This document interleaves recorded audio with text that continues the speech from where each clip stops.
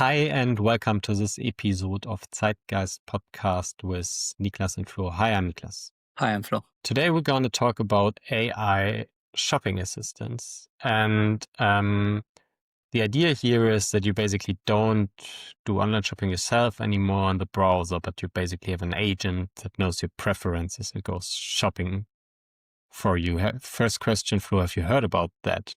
No, it's the first time. I mean, I know what a shopping assistant is, and I see that we have department stores here in the US where you can get a shopping assistant, and I have an idea how this could look online, but I have no idea how this works in like on a day to day.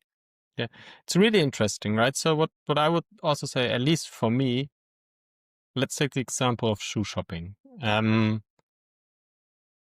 It's one of the things I have to do from time to time. At least winter shoes, I need to buy something. I don't have a regular model for this, basically. So I need to go shopping. I need to take a look, basically.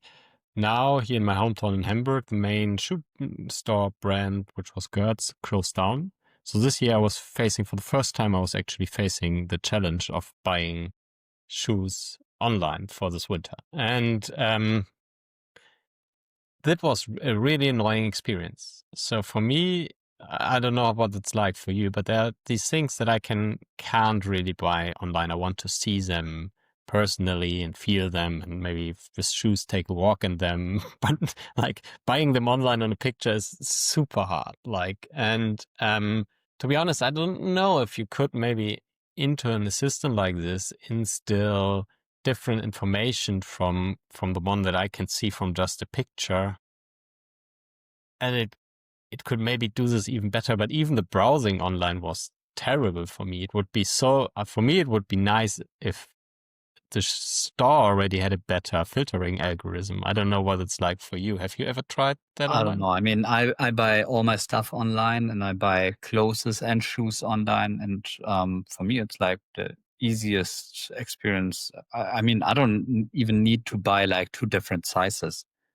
I know which kind of, I think, I feel that online shops are like on peak when it comes to convenience. I mean, even if you don't know your size, they have like, like some kind of a questionnaire where you tell them what kind of brands you usually wear, what kind of shape your foot is and size and all the stuff, and is doing recommendations on terms of that. And usually it fits pretty well, even with the brands you might don't know too well. So I don't see any issues on that. And then when it comes to AI, because I feel that it goes into this direction, I usually, when I go to conferences or whatever, I just take a picture of my closet and ask ChatGPT, what should I wear for, you know, the party night, for the gala dinner, for, the daily show, basically. And it makes a recommendation on the terms of the occasion. It puts like the colors, the different, should I wear like a business shirt, a jeans, a chino, whatever together. So I feel we're like in an era where this is like really convenient. And if this like all get mixed up with like the different web browsing and web shops, I feel that it becomes a really easy experience for everyone to buy stuff online. Yeah, and I mean, it could be a huge opportunity in a sense that you basically have this one AI assistant that can browse different stores, basically, and you could just give it a budget and rough idea about what you want, and it can come back with a list of products for you. Not only from one store, but from others, but once again, what I find myself doing if I then online shop these things is I would just go through one store and maybe just having the opportunity basically to get like a filtered product list from different stores might be pretty interesting. I mean, I probably have a different point of view because I'm in marketing. So I see this from a different angle. First of all, I always use first Google Shopping. I mean, I know the brand I want to buy something from, and I'm just interested in where can I get it, obviously for the best price or in my size or whatever. The issue is to get this single piece. But just my 2 cents. Yeah. Yeah. And what I think,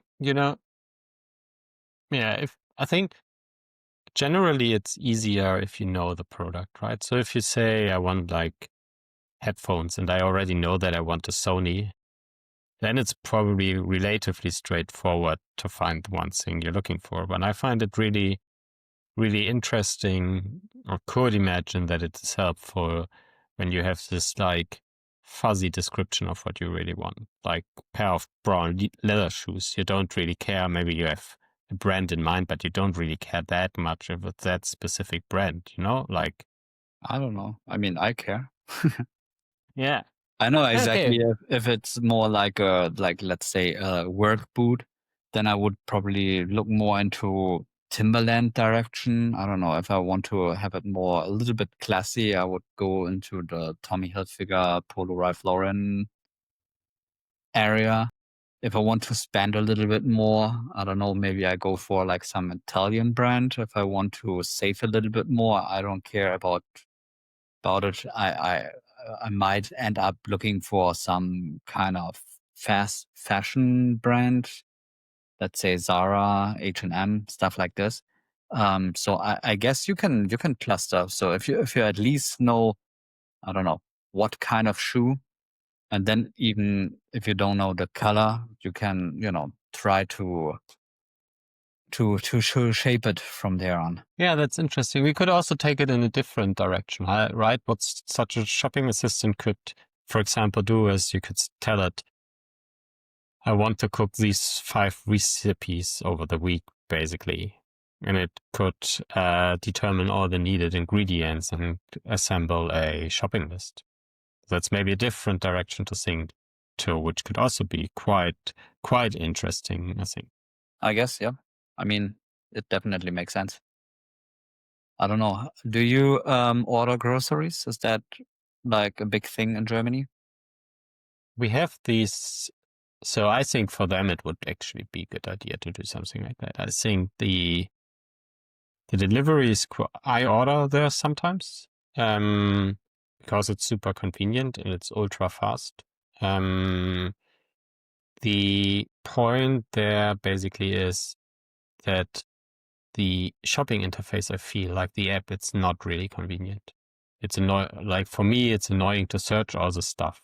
Then it gets a lot more efficient to go to the supermarket where I know where everything is basically and just assemble what I need. But if I imagined I would actually really think to like just tell it what I roughly want for breakfast and just get a selection of like 3 items each or something and choices and kind of assemble my shopping list like through a short chat. I think that would be a lot more convenient for me. I don't know. I feel this is what we here already have with Walmart. Yeah. So Walmart delivery is basically what I do like 2 to 3 times per week. It makes recommendations on the products I already have in my checkout or my basket. It also shows me like the best selling products. Yeah. It shows me basically the products I always buy. Like, let's say, I don't know, once a week I buy like 3 pounds of apples. So it gets an idea, okay, after a week it might be empty already. So it puts the idea in my head that it's time to buy a new pack of apples. So I guess it is pretty convenient and already like smart.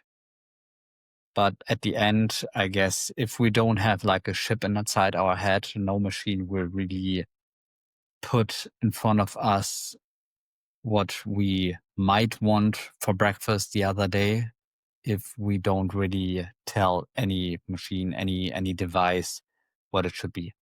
Right? I mean, no one, not even I know if I tomorrow want like a bread roll with strawberry jam or if I want eggs with bacon, right? So first of all, I think you're, at least from the experience that I have with these apps, what you already have is ahead of what we have in Germany, definitely. Like, I think what you described from the Walmart app, I cannot remember to have seen it. Maybe somebody has caught up, but it's not something that I've seen yet. And yeah, I mean, even the prediction of what you will want tomorrow, I think that's non-trivial, right? There's still deviation. Even if you go to a restaurant, you look at the menu and there's a close choice between 2 or 3 things. So, yeah, it's interesting. So let's see where this takes us. I think OpenAI is very, very keen on getting the money for the leads, basically. So they will, I think, move into that space from ChatGPT, basically, trying to sell products directly because advertising is so profitable. So yeah, it's really interesting where this takes us. Guys, write it in the comments what you think about it, and please like and subscribe. And this was this episode of Zeitgeist podcast. Thank you.